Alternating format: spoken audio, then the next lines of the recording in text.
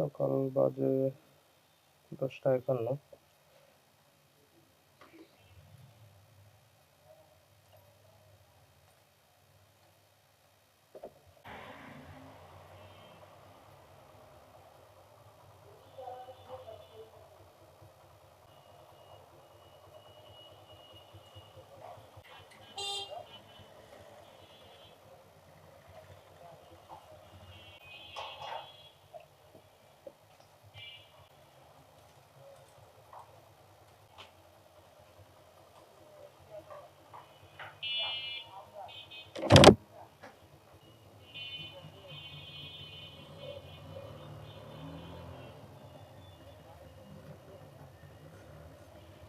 আসসালামু আলাইকুম। আমি মোহাম্মদ জাভেদ হাসান পিয়াল। বের হয়েছি ভার্সিটি যাওয়ার উদ্দেশ্যে।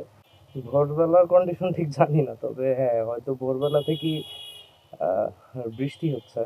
আর বৃষ্টি হলে কার না ভালো লাগে, তাও যদি হয় এই গরমের ভেতরে। তবে বিষয়টা কি, বৃষ্টি যে ধরনেরই হোক, ঝিরিঝিরি বৃষ্টি হোক অথবা জোরে বৃষ্টি হোক, যেভাবেই হোক, দরকারটা হচ্ছে আসলে বাতাস। মেঘলা থাকা অবস্থায়, মানে যদি বৃষ্টি নাও হয়, শুধুমাত্র মেঘলা থাকা অবস্থায় যদি আহ, একটা শীতল বাতাস হয়, তবে গরমটা মোটামুটি অনেকটাই কমে যায়। যেহেতু বৃষ্টি হচ্ছে গুড়ি গুড়ি, তো এই গুড়ি গুড়ি বৃষ্টি ফোনের ক্যামেরাতে খুব সহজে প্রবেশ করতে পারে। যদি ক্যামেরার লেন্স কোনোভাবে ঘোলা হয়ে যায়, সবাই প্লিজ ক্ষমা সুন্দর দৃষ্টিতে দেখবেন।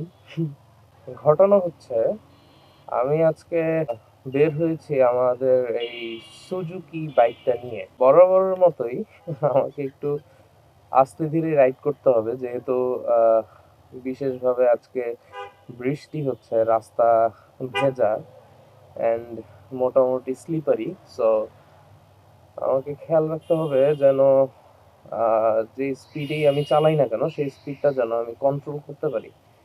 কেননা সুজুকি বাইকের বিশেষত্ব হচ্ছে, বিশেষত্বই বলবো, বিশেষত্ব হচ্ছে আপনি যদি মোটামুটি একটু জোরেই ব্রেক কষেন, তবে হচ্ছে স্লিপ কাটার সম্ভাবনা খুবই বেশি।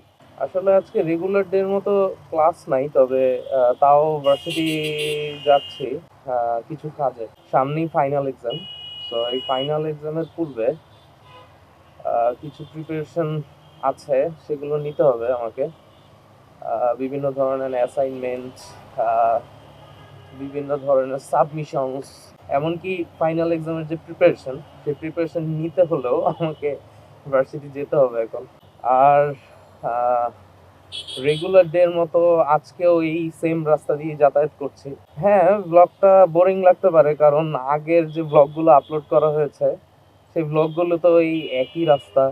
এই একই রাস্তা ব্যবহার করার কারণ একটাই, সেটা হলো সেফটি। আমি এই রাস্তাটায় আমার সেফটি এনশিওর করতে পেরেছি। এই রাস্তায় যে স্পিডে যানবাহন চলে, যানবাহনগুলো সব একদিকেই চলাচল করছে, যার কারণে অ্যাক্সিডেন্ট করার প্রবণতা মোটামুটি তুলনামূলক কম। আমি যেতে পারতাম, আমি বেড়িবাঁধ যে আছে, মিরপুর বেড়িবাঁধ যে রোডটা, সেই বেড়িবাঁধ রোড দিয়েও যেতে পারতাম, কিন্তু যাচ্ছি না শুধুমাত্র একটা কারণেই, কারণ সেখানে একটা রিস্ক থেকেই যায়। হ্যাঁ, তবে এমন না যে আমি রিস্ক নেই, রিস্ক নিয়েছি এর আগেও, অনেকবার নিয়েছি। এমনকি যখন হচ্ছে এই মেট্রো রেলের নিচের রাস্তায় কাজ চলতো, এই চলমান কাজের মাঝে রাস্তাগুলো দিয়ে চলাচল করা, এই রাস্তা দিয়ে চলাচল করা একটু টাফ ছিল। অনেক সময় কিছু রাস্তা বন্ধও থাকতো, সেখান থেকে চলাচল করা যেত না। তো তখনকার সময় আমাকে ওই অল্টারনেটিভ যে রোড যেটা আছে, মিরপুর বেড়িবাঁধ হাইওয়ে, সেই হাইওয়ে বা মিরপুর বেড়িবাঁধ দিয়েই আমাকে চলাচল করতে হতো। হাইওয়েতে চলাচল করার কিছু নিয়ম আছে, তার ভিতরে বর্তমানে যে ধরনের অ্যাক্সিডেন্ট গুলো আমরা দেখি হরহামেশা, সেগুলোতে বিশেষ করে যে নিয়মটা মেনে চলা প্রয়োজন, আসলে উনি বামে কোনো ইন্ডিকেটর দেয় নাই, তার উপর রাস্তার একদম ডান দিক থেকে উনি হঠাৎ করে বাম দিকে মোড় নিয়েছে। তো স্বাভাবিকভাবেই সামনের ভাইটার একটু অসুবিধা হয়। ধরেন হাইওয়েতে ম্যাক্সিমাম রোডই থাকে হচ্ছে ওয়ান ওয়ান ওয়ে না, সরি, টু ওয়ে রোড। হ্যাঁ, অ্যাকচুয়ালি মাঝখানে কোনো ডিভাইডার থাকে না, তো বোথ সাইড দিয়ে গাড়ি চলাচল করে।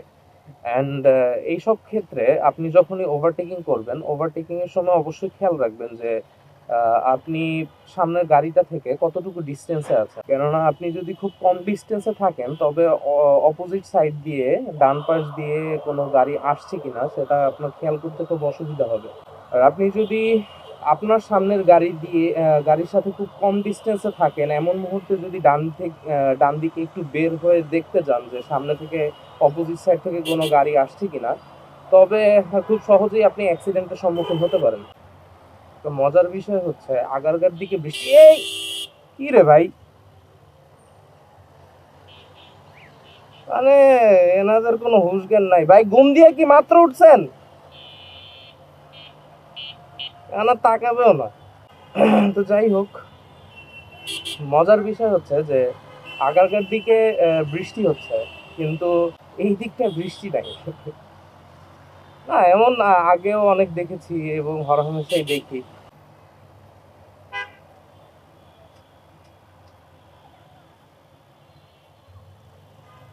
সো প্রতিনিয়তই এই ধরনের কিছু সমস্যার সম্মুখীন আমাদের হতে হয়। দেখাই যায়নি যে ওনারা রাস্তা পার হচ্ছে। এতটুকু কমন সেন্স তো থাকা প্রয়োজন যে আপনি দেখছেন যে গাড়ি আসছে, সো আপনি একটু পরে পার হন, কারণ সেই গাড়ির পেছনেও তো অনেক যানবাহন থাকতে পারে। আর আপনারা খেয়াল করেছেন কিনা জানি না, একটা ব্রেকিং এর ক্ষেত্রে অবশ্যই খেয়াল রাখবেন যে আপনার ইঞ্জিন ব্রেক দিয়ে ব্রেক করার অবশ্যই ট্রাই করবেন। কেননা আপনি যখন ইঞ্জিন ব্রেক আপনার বাইকে ধরেন এবিএস নাই, বিশেষ করে, হ্যাঁ আমি কথা বলছি যেসব বাইকে এবিএস নাই, হ্যাঁ তারা অবশ্যই ইঞ্জিন ব্রেকটা একটু মাথায় রাখবেন। কারণ ইঞ্জিন ব্রেক করে যদি আপনি ব্রেকিং এর চেষ্টা করেন, তবে আপনার বাইকটা স্কিড করার সম্ভাবনা খুবই কম। হ্যাঁ, ইঞ্জিন ব্রেকেও বাইক স্কিড করে, ইঞ্জিন ব্রেকেও বাইক স্কিড করে, হয়তো অনেকে জানতেও পারেন, অনেকে নাও জানতে পারেন। তবে আমি ট্রাই করে দেখেছি ইঞ্জিন ব্রেকেও বাইক স্কিড করে। কেননা আপনি যদি ধরেন একটা সার্টেন স্পিডে আপনি বাইক চালাচ্ছেন, অলমোস্ট অ্যারাউন্ড 50 কিলোমিটার/আওয়ার স্পিডে, তো এমন মুহূর্তে আপনি যদি হঠাৎ করে ব্রেক করেন, অ্যান্ড আপনি যদি গিয়ার শিফট করে আহ, খুব তাড়াতাড়ি গিয়ার একে নিয়ে আসেন, তখন যদি ক্লাস ছেড়ে দেন, তখন হচ্ছে দেখবেন যে আপনার পেছনের চাকাটা স্কিড করেছে। সুপার হিরো, নো ডাইনে নো বামে, জাস্ট গো। আল্লাহ, রাস্তায় যে কত ধরনের সার্কাস দেখি। তাছাড়া হাইওয়েতে আরেকটা বিশেষ যে সমস্যা, বাইকটা সুন্দর, হাইওয়েতে আরেকটা বিশেষ যে সমস্যা সেটা হচ্ছে আম, আপনার পেছন থেকে যখন কোনো গাড়ি আসবে, বিশেষ করে বাসগুলো, দেখবেন যে আপনি যখন চলাচল করবেন হাইওয়েতে, তখন খুব একটা খেয়াল করতে পারবেন না যে আপনার পেছনে থেকে কিছু একটা আসছে। তো অবশ্যই লুকিং গ্লাসে খেয়াল রাখবেন সবসময়। কারণ তারা সচরাচর যখন ওভারটেকিং করে, ছোট ছোট ভেহিকেল গুলো, বিশেষ করে বাইক, এরা হর্নটা খুব কম ইউজ করে। আর আপনি যেহেতু একটা উইন্ড ব্লাস্টের ভেতর দিয়ে যাবেন, আপনিও বাস আসার যে ইঞ্জিনের যে শব্দটা বা চাকার যে শব্দটা, সেটা খুব একটা নোটিস করতে পারবেন না। তো অবশ্যই সবসময় লুকিং গ্লাসে খেয়াল রাখবেন। আর হ্যাঁ, মাস্ট লুকিং গ্লাস, ভালো লুকিং গ্লাস সবসময় ব্যবহার করবেন। যদি স্টক লুকিং গ্লাস ব্যবহার করতে পারেন সব থেকে ভালো। আর যদি স্টকটা ভেঙে যায়, আরও after market stock looking glass পাওয়া যায়। আর যদি স্টক লুকিং গ্লাস নাই পান একান্ত, তখন হচ্ছে ভালো বড় হোয়াইট কোনো লুকিং গ্লাস ব্যবহার করার ট্রাই করবেন, যেটাই হচ্ছে ভিজিবিলিটি খুব ভালো। এখনকার বর্তমানে দেখা যায় যে চিকন চিকন কিছু লুকিং গ্লাস ব্যবহার করে অনেকেই। আমিও সেই বাইকগুলো রাইড করেছি, কিন্তু মানে খুব একটা কনফিডেন্ট পাই না সেগুলো রাইড করার সময়। এই রাস্তাটা বড় বড় মতোই খুবই সুন্দর লাগে আমার কাছে। ডানে গাড়ি, এত ফাস্ট আসলে ভয়ই করে।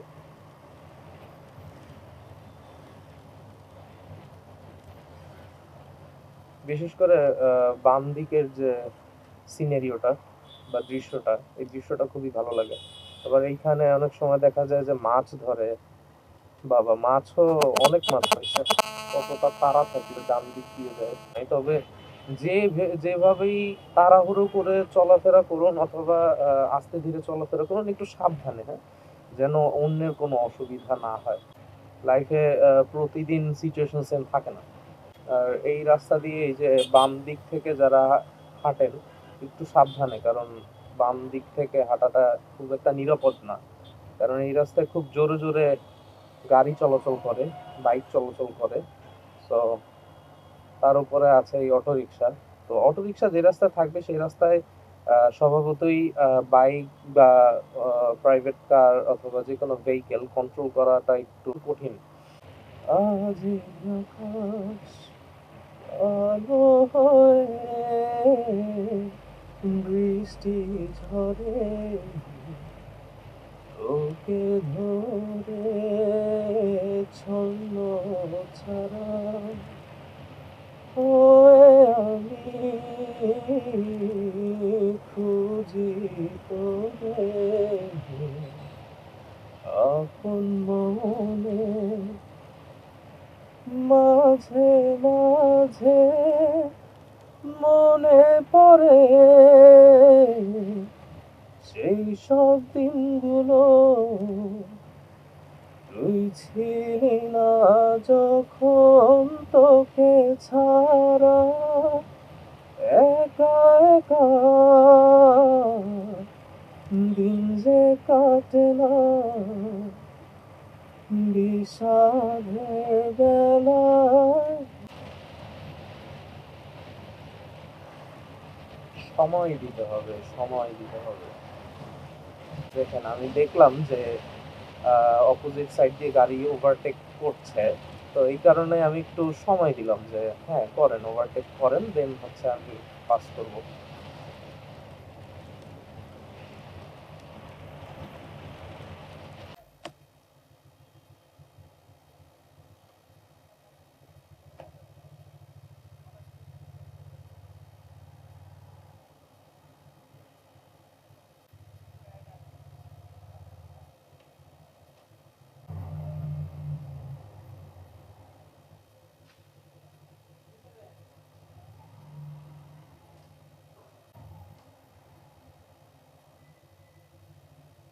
আজকে যেহেতু আমি লেট, এই জায়গাটা ফিল আপ, সো আমাকে নিচের পার্কিং এ বাইকটা রাখতে হবে।